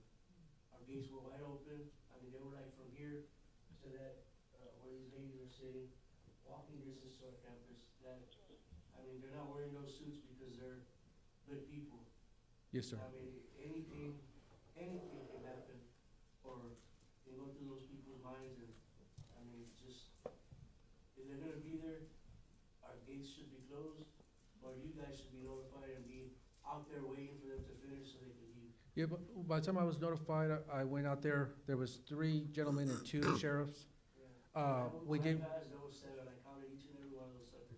and we did go into a secure, but it was shortly after that they had already left the area. But yeah, but it was just a notification. I will meet with the sheriff's department, see if they could advise me whenever they come out. Yeah, I was not, now that you mentions that, I mean, that hadn't crossed my mind honestly, but, do they don't notify you when that's gonna happen? I mean, being that Not they. this time, but I will make sure that they notify me. in future meetings. I know it was about a block away from also an empty lot. Going back to what Mr. Mesa mentioned, I know that some inmates were cleaning a lot by the junior high. But that makes a good point. I mean, it wasn't as close, but that makes a good point. I mean, they're, This one was right, Yeah, I saw, yeah. right across the street. maybe 'Cause I speak with did go Sheriff by- Hooper on that Yeah, issue, sir. we were watching, and like I said, we did go into a secure, but then they were already done by the time, we were on secure for a short amount of time. And a simple email for you. Yes, sir. We're gonna be out there next week, just a heads up. Yes. All you need to do. Yes, sir. Like I said, the safety of our kids and staff is always our priority. And, Yes, sir. you know, Any other questions, trustees? Thank you, Chief. List of bills. For your reference, the list of bills is included in your package. Thank you, Mr. Martinez, for asking the questions here, but just out of courtesy, we can email Dr. Quigg prior, just so we can get a heads up. Next item on the agenda, financial statement report. Dr. Quigg, do you want to say anything on I'm that? sorry, which questions? No, I'm sorry, next item, financial Which statement. questions that you were referring to? For the list of bills, just if you have questions on list of bills. Okay. Just out of courtesy. Financial statement report, Dr. Quigg. I do want to mention something. Trustees, you'll turn to page 67 of the financial report. And 67, sir? 67, yes, ma'am. 67, and you'll see the monthly statement. At the very top, we have revenues. You see there's 3 buckets. There's local, state, and federal. Do you see that? And you'll see the original budget in the first column, and you'll see, this is at the 8th month mark, right? The second column, you'll see the actual. In other words, what have we actually collected to date with revenue? And then you'll see year to date, and if it's in parentheses, it means we've exceeded that. Does that make sense? So you can see, if you roll those 3 together, what percent of the budget have we collected to date? About 79% of the budget, right? You see that? Now, if you go below that, the next area are the expenditures, and you'll see them, they're all in their function codes, 11, 12, 13, and you can see they're described, right? Same process, budget, actual, and then you can go to the bottom of the total expenditures, and you can see what percentage of the expenditures we have already allocated, and what do you see there? About 70%, right? So revenue's tracking ahead of expenditures. Does that make sense? So if you go to the very bottom, you'll see the impact on the fund balance. Now, here's the thing. This is only a snapshot, right, of 8 months into the school year. But we'll use this to project out to the end of the school year. And then we can, as we come to the next meeting, you'll see that number change a little bit more. You'll see the revenue hopefully be approaching 100 by the time we get to August. And then you'll see the expenditures start to rise up as well. Does that make sense? So you can kind of look at this and see how we're tracking with expenses and revenue. So it's just a very good report to look at. Just want to make sure you're aware of which now in that first section there, and that's your 199 general fund. The next one is the food service. And you'll see the next one is the 599, the interest and sinking. So this gives you just a snapshot of how we are doing. So it's a very good report. Just want to remind you of that, okay? All right, thank you, Madam President. Thank you, Dr. Quigg. Next item on the agenda. Consent agenda items, approval of minutes. Trustees, do I have a motion? I'll second. I have a first by Mr. Marroquin, second by Mr. Martinez. Any questions or discussion? We have a first and a second to approve consent agenda items. Ms. Villalobos? Aye. Mr. Cantu? Mr. Gallegos? Aye. Ms. Garza? Aye. Myself, aye. Mr. Marroquin? And for the record, at 7:25, Mr. Mesa is not present for this vote. Motion carries. Thank you, Mr. Martinez. Next item, discussion items. So this first one, discussion of EIC policy. I asked Dr. Quigg to put this back on our agenda for discussion. I felt like we weren't finished talking about it 2 meetings ago. I didn't put it last month because of our contracts. We were approving contracts. Dr. Puig, you want to kind of give us an update on where we left off? What we were talking about? Right, so remember, we're going to take this to a committee with our administrators and also with a board member representative. I think I reached out to Mr. Gallegos to be a part of that committee because of his lens as an educator and really help bolster this. And maybe what I mean by bolstering it, like include some exclusions in here to really, really tighten it. EIC is solid as it is now, but in terms of keeping fairness, for those that have been here, I've got some things I discussed with TASB that I want to share with the committee, including Mr. Gallegos on the committee, on the administrative committee, to really even put some more, I hate to use the word teeth in it, if you will, but I think something that would give us that much more, I guess, fairness, if you will, for the policy. There are some other things related to military we can put in there too, as we talked previously. But in visiting with your TASB policy consultant, she outlined a few things that might help really bolster it, bring Mr. Gallegos in, as I said, and then the high school administration and bring it back. Sir, can we email you or meet with you individually as far as these or any recommendations that we may Yes, have? please. Yes. I know that when we spoke about it, Mr. Marroquin and Mr. Mesa had given their input on some things. So maybe just them email you. Yes, so that you please. can reference it with the committee and Yes, then sir. Mr. Gallegos on the policy. EIC policy? The EIC policy about the ranking. So that we can maybe, Mr. Gallegos, of course, will be there to as a board representative, but, just so y'all can hear some considerations from the rest of the board. That's And then wise. Mr. Gallegos speak on our behalf. Thank you, Eric. Thank you, sir. Will you let us know when is that going to happen pretty quickly, sir, or? Very quickly, yes. We'll get through graduation and then we'll set this meeting up. And we'll probably do something virtual just for convenience for everyone. Any other questions regarding EIC policy? So this next agenda item, it's not for approval yet, but it is a discussion item, discussion of policy on criminal background checks for school board candidates. That was an item that one of our trustees recommended or requested that it be put on here. Ms. Yvette, you want to talk about this a little bit on why you? Basically, what I wanted to do is I wanted to inquire if we were able to put something in the reference to basic background check. I had spoken to somebody from TASB Legal, and they suggested that if we were to do this, it was possible that we do this, but it would have to, the verbiage would be basic background check, not something to where we go, extensive into it. Now, according to what I have in front of me, we're not able to do that. So my question would be, what can we do to prevent an incident that we've previously had before to happen again from happening? Well, is he responding? Okay, so he's logging on. So Juan Cruz is gonna log on. This was before you were on the board, Yvette, but all of us, we're just expected to tell the truth, in my opinion. I don't think that's ever happened before. Do you remember that ever happening before? What happened this last time?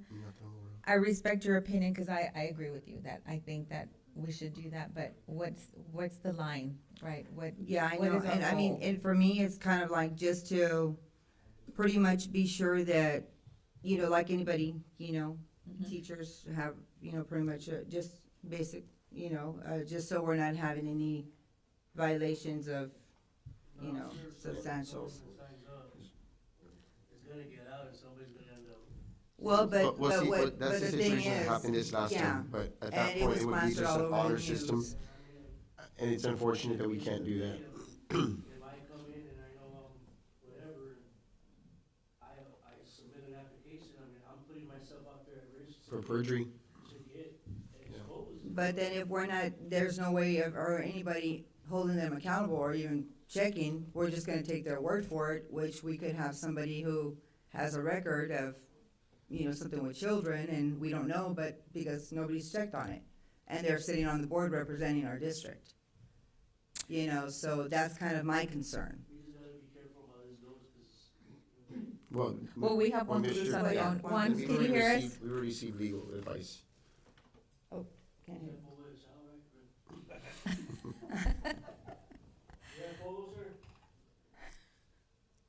We can't hear you yet, Juan. Hold on a minute.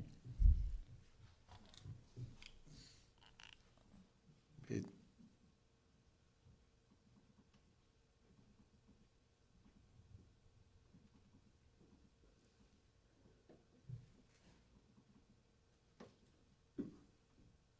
Can you hear us, Juan? Can you hear us, sir? Okay. Okay, we can hear you now. there you go. Yes, well, good evening. I just wanted to address, I guess, the memorandum that was sent on, I believe there was a request as to whether or not a school board can impose a criminal history background check on the applicant that wants to be considered to be a school board trustee. And as you know, you have a court case cited in that memorandum that was addressed by the San Antonio Court of Appeals. And in that case, basically, the court has said that it is the legislature, through enactment of the statutory requirements, that prescribes what are the requirements that can be enacted for school boards, for candidates to run for a school board election. And that statute is pretty clear in terms of the requirements, and to go beyond the statutory requirements would not be advisable, because if a candidate were to apply and be rejected because he or she does not want to go through the criminal background checks, if challenged in court, then the school district would probably most likely lose based upon case precedents. Moreover, because it's pretty firm in statute that you have those legal requirements, and that's all that the legislature has enacted to date, going beyond could expose the school district to legal fees as a result of a potential declaratory judgment action that could be filed against the school board or the school district. So, you know, I know obviously the concern and what has happened in the past with people that have applied for school board candidates and have not been 100%, you know, accurate in their application. But to that, I think the response would be obviously to do what has been done, which is disqualify the person once it's known that they do have a criminal offense that would not allow them to sit on the school board. Number two, anybody obviously that has, and I think somebody was maybe talking about this, that if they do something in a government document, then they could potentially be exposed to a criminal action by any individual citizen that would want to file a criminal complaint against them for falsifying a government record. So, you know, that's basically what the memo said in a nutshell. And I'm sure if you had other questions or what else I can maybe answer. Well, Mr. Cruz, thank you for joining us, first of all. I do want to ask, then how would we be able, are there any kind of measures that we could take to be able to maybe prevent something like that from happening? Because the last time that it did happen, it was plastered all over the news. It didn't kind of put us in a good light, you know, so we can't expect the honor code to be, you know, with everybody who's going to be wanting to be a candidate. You know, so if we're having somebody who has an offense against a child and they're sitting up here on the school board, how are we supposed to verify that nothing like that has happened? I mean, so it's just going to be okay that they just sit on the school board and, you know, if nothing's ever said because nobody's ever checked or it's never been checked by anybody, you know, I mean, we're just going to go by the honor code and have somebody who's taking offense to kids, who's not supposed to be near kids, sitting on the school board representing us? So two things for that. Number one is obviously work with your state representatives to change the law that would allow you to basically check the criminal background checks of individuals. That's the number one thing that could happen. Obviously we're coming up against another session pretty soon, so that could be something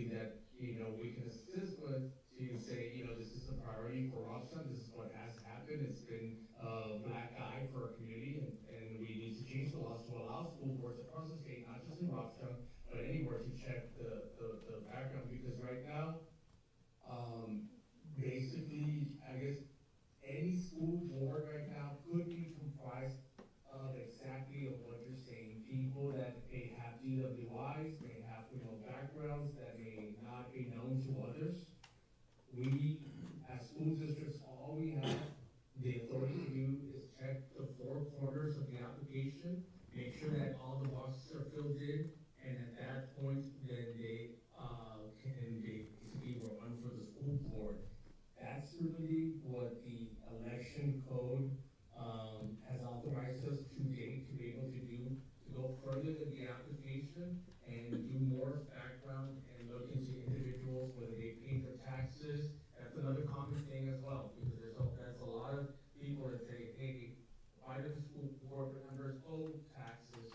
We should not have them on. Well, that's not by state statute. We have not been able to regulate that yet. So that's something that's, those type of backgrounds in terms of taxes, criminal, we're not able to go into it at this point, because that's what the law is pretty narrow for school districts. Yeah, I can understand the taxes and stuff. DWI is, another thing, but I'm mainly concerned with anybody representing our district as far as being on the school board and having some sort of violation, with an offense with a child that should not be near a child or anything in that manner. I mean, if they have a felony, that's another thing, but that's really a real big concern of mine, because then, like I said, not everybody's going to go with the honor code and have ethics, to where they say, you know what, I'm going to go ahead and, do this, and oh yeah, they're not going to look into it anyway. So, and then here we have somebody up here that's going to be doing this and close to kids who's not supposed to be near them. That's one of the biggest concerns I have on that. Well, I mean, I would echo 100% what you're saying. They've taken a lot of drastic measures to curb educators, volunteers, consultants that have criminal background checks related to improper conduct with students to be able to be employed or serve as consultants. And Governor Abbott has made a big priority. He has not extended that priority yet to school boards, but I think also because people have not been advocating for that. But I could assist the school district in writing the state statute. We would need to get a legislator to sponsor that, because that is 100%. I would think that people would get on board with that. Like, why would you want to have somebody that has a child offense on the school board, right? They're talking about making school board elections partisan elections. That is something, but you are going to have to say either you're Democrat or Republican. That is something that's in the works. So, next legislative session, maybe one where school board and people that sit on it may be changing. So, if you're interested in this and making it a requirement, I think it's great, but we need to do it the right way to advocate for it through a senator or a representative. Mr. Cruz, I think also what Ms. Villalobos is referring to, because I know that discussion that we had prior when this situation happened, basically, and this, I believe this is for any elected office where you basically state on there that you have not been convicted of a felony. And I believe that's for any elected office that you want to run for. So as far as that, that's I think where she's kind of leaning towards, where you obviously are not being truthful in that manner, and on the direction that it went to with our last school board election, with basically not being truthful on that document, possibly committing perjury on that document. That's where I think this is coming from, if I'm correct, where the felony offense and lying on the document to run for office is what she's wanting to get. But I after reading what you sent, I totally agree, and that's just something that it's unfortunate, but we'll have to work with our state legislators. Yeah. Well, what we can do is put it in more black and white, or maybe in red font, that falsification of a government document is considered a Texas Penal Code violation downward trend. We've had that in a lot of like applications for student transfers, for student admissions, for, you know, in some school districts where people, you know, namely parents or guardians do falsify documents, so we have to point that out. So we can kind of do the same with your school board application to either in a memo of enclosure, for anybody that picks it up, something to say, if you falsify anything in this application, it's considered a government document, and you can be prosecuted, by law. So. And I think, Yeah, that would be a start. I mean, I don't know if that's, yeah, I think that would be, that would be something to look into. I think that in itself would keep us away from breaking the law on our end as far as what you're referencing in these, as Right. far as these cases. But also, it's unfortunate, but having that maybe advise them, and I'm sure the community will be aware of what happened last time, that this can potentially happen if proven that you falsified the documents. Obviously, because we had to disqualify a candidate for the last election because of that issue. But you know, I think that would be something so that we won't have to move forward and with these background checks, just making them aware prior to the situation. yes. Yeah, absolutely, and I think that that's something that, some school districts do have candidate forms when they are signing up for application on school boards, so that they know, number one, you're not gonna be just going to one board meeting a month, because I think a lot of people sign up for school boards thinking that it's, you know, just one board meeting a month, and then number two, also to talk about the laws that affect school boards, and number three, to throw in like the requirements and the disqualifications of being a school board member candidate. So, I mean, that's something that we can work on, but, you know, if you are interested in this, you know, really, then I think that, I mean, we could kind of work on changing a little bit of the statute and then seeing if there's a representative that anybody on this board knows. Yeah, I'll get a hold of her. You know, submit it for the legislative session, next time around. No problem. I'll get a hold of her, sir. Thank you so much for your assistance. Yes, absolutely. Thank you, sir. Thank you, Juan. That was it. Thank you for Mr. logging Cruz. on. Thank you. All right. Enjoy your dinner, sir. I'll go back in there. Thank you, sir. Thank you. Thank you for that. Next item on the agenda, action item. First action item, discuss and consider SB 546, whether district budget allows for the purchase of buses with 3-point seat belts. Dr. Puig. Thank you, Madam President and trustees. You recall in a previous board meeting, we discussed Senate Bill 546, which is strengthening the standards for school bus seatbelts, specifically requiring that all school buses are equipped with a 3-point seatbelts for every passenger and every driver. We have until September 1st, 2029 for that to happen. Now, said that last time, and I remember we talked about it last time. You're right. You're right. I want you to look at this document here. This is the report we're required to submit. This particular piece, Senate bill, requires a board determination of the feasibility fiscally to take on the entire purchase of new buses that do not have the 3-point seatbelts or the retrofit. So I'm going to invite Ron Lawver to do part of this, but I'm going to do the first part of this seatbelt cost reporting form. Okay, I'm going to do that with you all real quick. The first step you see is, does the local LEA, local education agency, provide buses for students? Yes, we do. So we're going to continue. Now look at compliance. Are all the buses used to transport students, whether contracted or owned, fully equipped with 3-point seatbelt buses as required by the Texas Transportation Code? The answer is no. So now we're here tonight to go to step 3. Has the district's board determined that purchasing buses equipped with a 3-point seatbelt fits within the district's budget? Okay, so I want to tell you, we have 10 buses that are going to require the 3-point seatbelts. 10. That is a cost of about $1.5 million. Where do you get that number from? Remember we bought 3 buses 2 years ago? $150,000 a piece, right? Now, if we go through this process again, let's go through step 4. Mr. Lawver, let's kind of walk them through. Yeah, That's retrofit, which is less expensive. We're going to get to that part here. Yes, sir.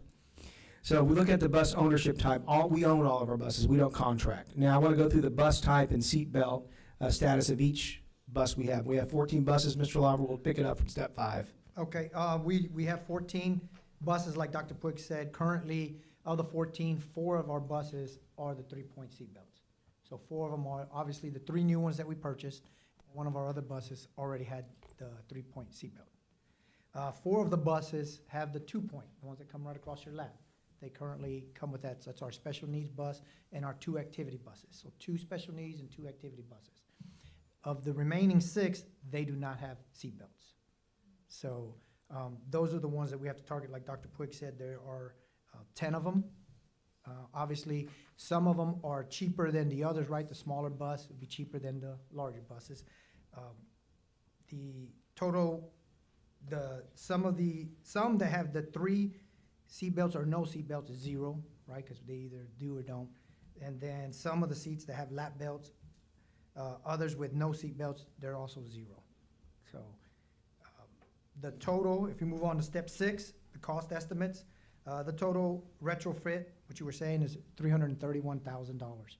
Where I got that number from is I did get a hold of Rush, who is one of the people we bought the buses for. That's who's retrofitting some of the buses throughout the state, and they sent me quotes. So we added those numbers up, and that's what it came to. And these 3-point seatbelts are required to come across the chest? Yes. Yes. Okay. Instead of the lap? Right, so it'd be both, right? It's both, right? The lap and Yeah, the, it's the lap and the- Oh, chest. just like a car? Mhm. Yes, sir. Mhm. Yes. The number of buses that are affected through warranty is 0, right? Because we've had our buses for so long now. And the ones that have warranty, well, they have seatbelts already. So it wouldn't affect any of that. So Questions? based on the cost estimate and the potential to deplete our fund balance if we were to try to be in compliance with our own monies, I want to recommend that the board make the determination in accordance with the Texas Transportation Code 547.701 as amended by the Senate Bill 546 of the 89th Texas Legislature, that the school district does not have the financial feasibility in the district's budget to support the purchase of 10 new school buses equipped with the 3-point seatbelts. Now, that's the recommendation we want to make based on the cost estimates. These cost estimates have to be submitted through a portal for TEA by May 29th. Now, what we said last time, and this is a guidebook from TEA, there will be some grants available for this. And we have to be notified by January 1st, 2027 of the availability of some of those funds, according to TEA. So I wanted to make that recommendation based on analysis. And if I may, sir, kind of like fencing, remember when fencing was a big ticket item, they offered grants and things like that? I think this is going to be the same way. I was wondering, sir, when you mentioned fencing, but if any grants under the safety part, I know this is transportation, but maybe any grants under safety would be able to. I don't think so, because they're two different. I mean, but safety, maybe. you're right. That's a good assume. question to ask. And Because I understand it's transportation, but Chief, Safety. do you think or foresee that any grants would, on the safety side, would help us in regards to purchasing a bus because of the new requirement, for the seatbelts as far as safety? I mean, I'm just curious. Dr. Madrano may know. If we can pull from. Well, The seatbelts on the buses. The seatbelts now. I'm just curious because.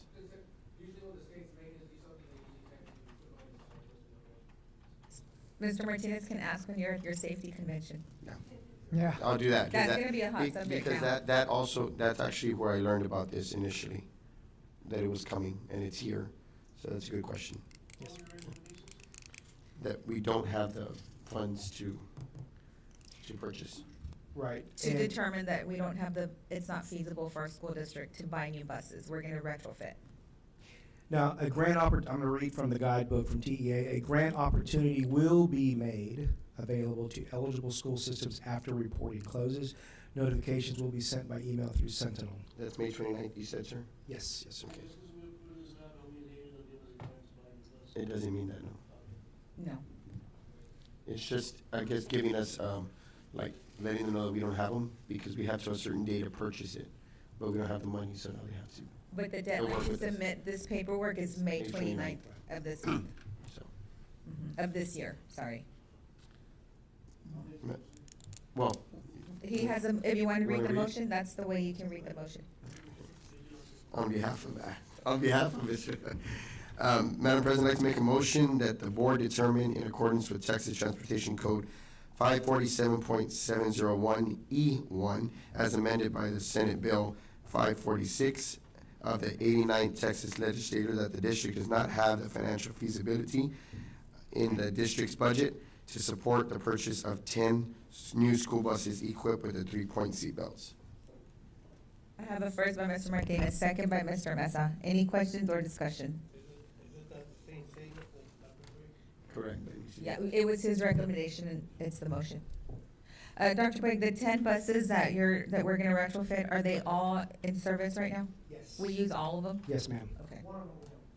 Which one? Bus 17. What happened to 17? That hasn't run since way before me. But that's the one y'all got going again. Not that one yet. That was in our later project. Do we know what's wrong with it? I stand corrected. Well, Are we gonna 3-point that one also? That we don't I mean, use? I think so. I think we We should. can, so we can get on. But that's in the number, though. Yeah, it's just in so the you know. number, That's yeah. in the That's why I number. thought it was, okay. I'm sorry. Thank So you, no, that's thanks my for the fault. verification. Thank you, so we can get our mechanic on that. Yeah. Thank you. We've been stripping that. By the end of the week, yeah. Yeah, we've been stripping that. Yeah, but it's in the numbers Thanks. of the 14. So there's one that we don't use? Okay. Madam President, we have a first and a second to approve action item A. Ms. Villalobos? Aye. Mr. Cantu? Mr. Gallegos? Ms. Garza? Aye. Myself, aye. Mr. Marroquin? Mr. Mesa? Motion carries. Thank you, Mr. Martinez. Next item, discuss and consider approval of an order canvassing the returns and declaring the results of a bond election. Do we,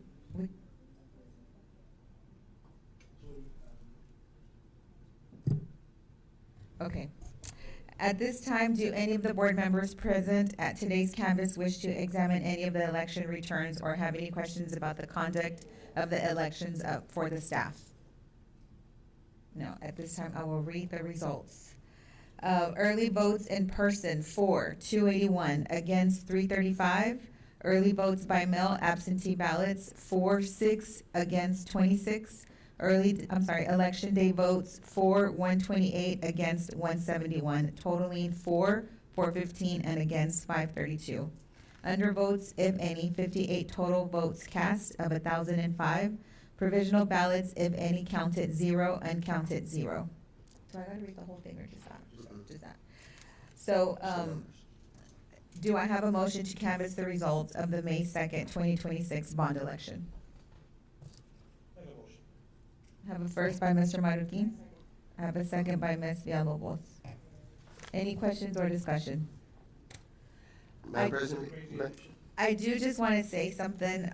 After the election was held, after the results, about maybe 2 or 3 days later, I got over 20 phone calls of people apologizing to me, saying that they are sorry they didn't believe me, but I guess everybody went and they went to go do research and they figured out, or they spoke to somebody that it was not going to be a tax increase. That was just state verbiage. We tried. I'm proud of us for putting it out there on our ballot for our community to decide. I feel if we do this again, we need to do a better job going out there. I mean, we got to. I wish this would have passed. Unfortunately, it didn't. So now we have work to do, which is fine. I'm not angry. I'll never disrespect the community. I respect the vote of the community. I just wish we would have done a better job to get it out there. I just want to piggyback off that, just to, reiterate, as you mentioned, Ms. Garza, that if this does come again, that we could do this to let the community know that all 7 of us have the best interests of the district. And not only the district, but our community. We all live here, and we had 4 or 5 attorneys that we spoke with. Administration here, did day in, day out, for about 2 or 3 weeks, just speaking with attorneys, making sure that all our, our ducks were in a row, and that it was going to be beneficial to that. And I think we did put the message out there. But again, just respect democracy and just know that because this didn't pass, the work doesn't stop, and we're still here for the best interests of our kids and our community, our staff. At this moment, we're just going to be more efficient with how we're spending our money, but again, we're here for the best interests of our community and the students. So that's what it is. Yes, sir. Anybody else? Ms. Thank you, Garza, we have a everyone. first and a second to approve action item B. Ms. Villalobos? Aye. Mr. Cantu? Mr. Gallegos? Ms. Garza? Aye. Myself, aye. Mr. Rodriguez? Mr. Mesa? Motion carries on action item B.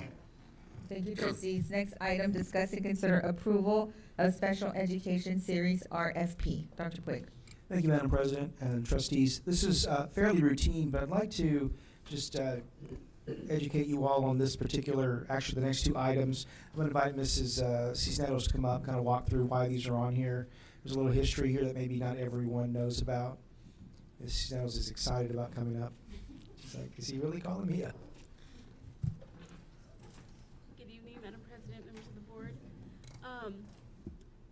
The last RFPs that were done were back in 2020, and usually it's just a good timing. Like, the RFPs were for a 6-year term, and you renew every year. So anytime during those 6 years, if you're not happy, you have the opportunity to get out of the contracts. But it's just a good practice to go out for bids every now and then, just to make sure we're getting the best prices for the services that we need. And this time, the ones that are up are for our workers' comp insurance and our special ed services. Thank you, Ms. Cisneros. Dr. Puig, your recommendation? I recommend we approve as presented. Trustees, do I have a motion? I have a first by Mr. Mesa. Second by Mr. Marroquin. Any questions or discussion? We have a first and a second for action item C. Ms. Villalobos? Aye. Mr. Cantu? Mr. Gallegos? Aye. Ms. Garza? Aye. Myself, aye. Mr. Marroquin? Mr. Mesa? Motion carries. Thank you, trustees. Next item, discuss and consider approval of workers' comp RFP, as discussed by Ms. Cisneros. Go Thank ahead, you, sir. Madam President. Exactly as Mrs. Cisneros so succinctly put, I'd like to recommend as presented as well. Thank you, Ms. Cisneros. I'll make a motion that we approve action item D. I have a first by Mr. Martinez, second by Mr. Marroquin. Any questions or discussion? Sir, so whenever the RFPs come in, we're gonna approve the, Correct. okay, Yes, ma'am. no more questions. Mr. Martinez. First and a second for action item D. Ms. Villalobos? Aye. Mr. Cantu? Mr. Gallegos? Aye. Ms. Garza? Aye. Myself, aye. Mr. Marroquin? Mr. Mesa? Motion carries. Thank you, trustees. Next item, closed session. Do I have a motion? I'll second. I have a first by Mr. Marroquin, second by Mr. Martinez. We have a first and a second to go into closed session at 7:58. Ms. Villalobos? Aye. Mr. Cantu? Mr. Gallegos? Aye. Ms. Garza? Aye. Myself, aye. Mr. Marroquin? Mr. Mesa? The board will now convene in closed session and pursuant to sections 551.074 of the Texas Government Code. The board will adjourn into closed session for the purpose of considering the appointments, employments, evaluations, resignations, reassignments, duties, discipline, or dismissal of employees. Thank you.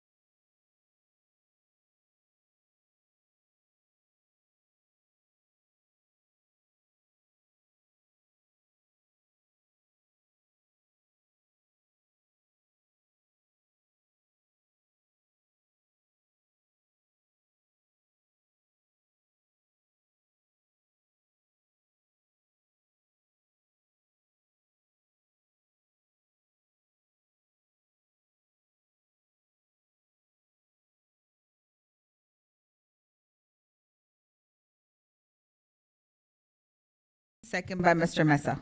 We have a first and a second to reconvene to regular session. Ms. Villalobos? Aye. Mr. Cantu? Mr. Gallegos? Aye. Ms. Garza? Aye. Myself, aye. Mr. Marroquin? Mr. Mesa? Now we.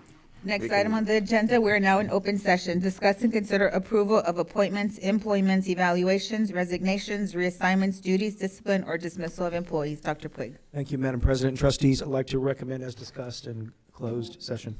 I have a first by Mr. Marroquin, second by Mr. Mesa. Any questions or discussion? We have a first and a second to approve, what was it? Aye. Ms. Villalobos? Mr. Cantu? Mr. Gallegos? Aye. Ms. Garza? Aye. Myself, aye. Mr. Marroquin? Mr. Mesa? Motion carries. Next item on the agenda, adjournment. Do I have a motion?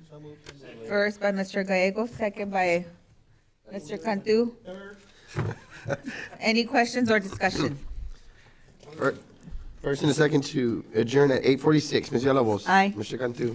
Mr. Gallegos? Aye. Ms. Garza? Aye. Myself, aye. Mr. Marroquin? Mr. Mesa? Meeting adjourned. Thank you, everyone. It was a great meeting.